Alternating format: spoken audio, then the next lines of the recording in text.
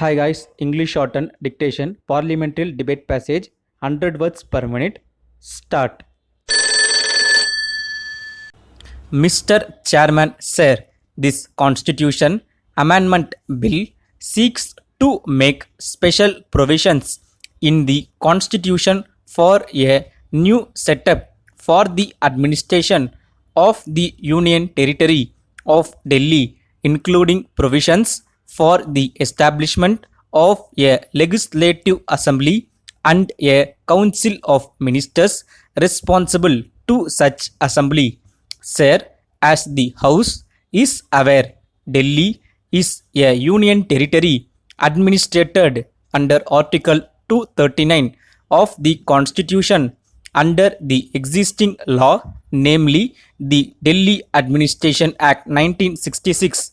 There is a Metropolitan Council with elected members and an executive council to assist and advise the administrator in the exercise of his functions. The Metropolitan Council is only an advisory body with no legislative powers.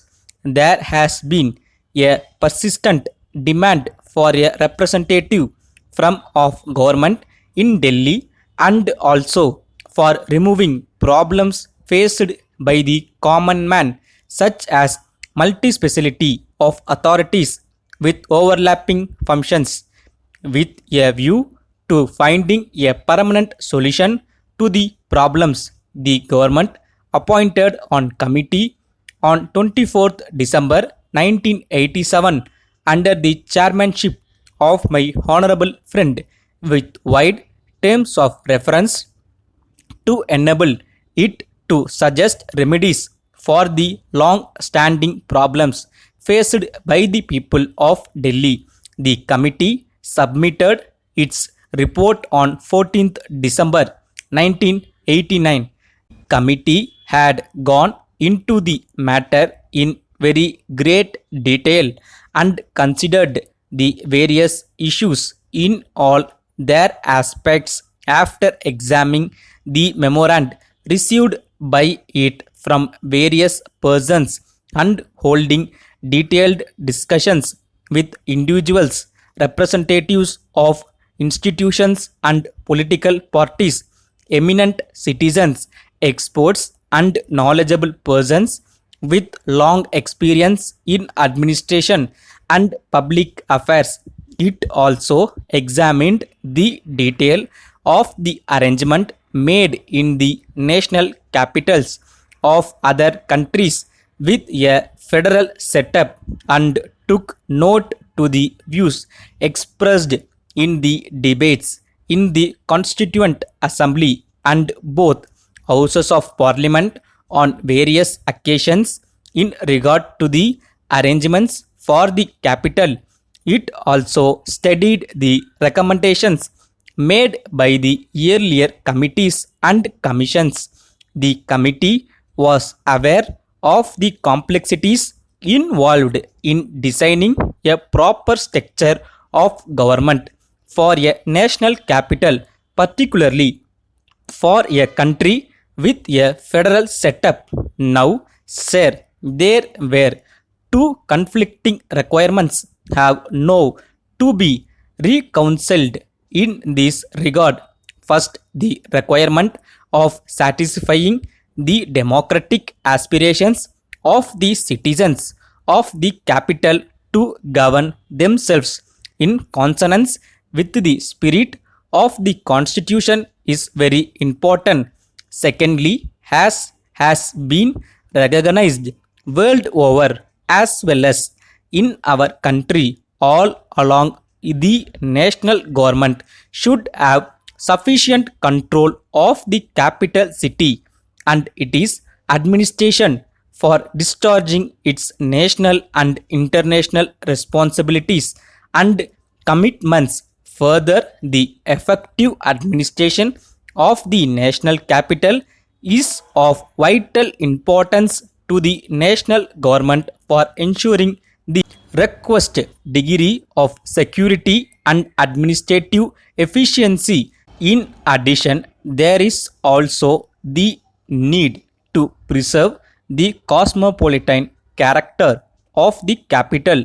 The report of the committee has attempted to design a governmental structure for Delhi which would secure a reasonable balance between these requirements. The committee has come to the conclusion that any arrangement that involves a constitutional division of functions and responsibilities between the Union and Delhi administration will be against the national interest and should be ruled out, and that therefore Delhi should continue to be a union territory with a legislative assembly with appropriate powers. It has also recommended that the subjects of public order, police, and land should be retained with the center as they are matters of vital importance for which the responsibility cannot be divided. This is also broadly in line with the provisions made in Government of Part C States Act 1951 enacted by the Constituent Assembly sitting as Parliament. The detail of the new arrangements for the national capital will be clearly from the provisions of the bill, and I do not purpose to go over the same in detail because I do not want to take the time of the House for such minute details.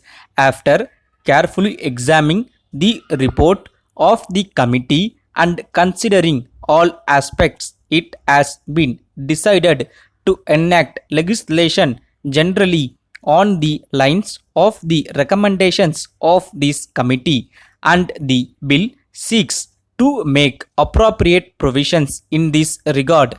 As the House may be aware, on earlier occasions, whenever a democratic setup was considered for Delhi, such as under the Government of Part C States Act 1951 and also under the bill introduced in 1978, necessary provisions for a democratic setup were made under a parliamentary law enacted in pursuance of Article 239A. However, in the case of Delhi, which is the national capital, the committee has recommended that the provisions for the democratic setup should be incorporated in the constitution itself with a view to securing a measure of stability and also giving a special status to the national capital. Sir, Delhi as the national capital has a unique status and certain distinguished features in view of its importance for the country as a whole. We feel that it should inspire a sense of belonging to all the states. The arrangements made in this regard to the national capitals in other countries, particularly those with a federal setup, are also more or less similar to this. All the thinking that has gone into this subject so far fully support the view that the national capital should be under the full control of the national government. Stop.